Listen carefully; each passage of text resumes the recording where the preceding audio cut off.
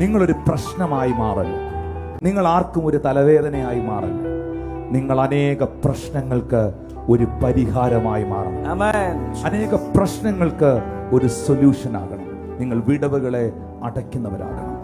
നിങ്ങളുടെ ദേശത്തിൽ, നിങ്ങളുടെ സഭയിൽ, നിങ്ങളുടെ പട്ടണത്തിൽ നിങ്ങളൊരു ചരിത്രമാകണമെങ്കിൽ, ഞാനൊരു ചരിത്രമാകണമെന്ന് ചിന്തിച്ച് ജീവിച്ച് പ്രവർത്തിക്കാതെ, എൻ്റെ മഹത്വം ഞാൻ അന്വേഷിക്കാതെ ദൈവസന്നിധിയിൽ ഇരിക്കാനും കരയാനും പ്രാർത്ഥിക്കാനും, കിങ്ഡം ഓഫ് ഗോഡ്, കർത്താവിൻ്റെ രാജ്യം വലുതാകണം എന്ന ഒറ്റ ആഗ്രഹത്തോടെ അതിന് സപ്പോർട്ടീവായി ദർശനമേറ്റെടുത്ത് ഇരിക്കാൻ, കരയാൻ, പ്രാർത്ഥിക്കാൻ, ഒന്നിച്ചു പ്രവർത്തിക്കാൻ, കൂടെ നിൽക്കാൻ ഒക്കെ നിങ്ങൾ തയ്യാറായാൽ, കർത്താവിൻ്റെ മഹത്വം മാത്രം നിങ്ങൾ അന്വേഷിക്കുന്ന ഒരു വ്യക്തിയായി മാറിയാൽ, ദൈവം നിങ്ങളെ ഒരു സൊല്യൂഷൻ ആക്കും.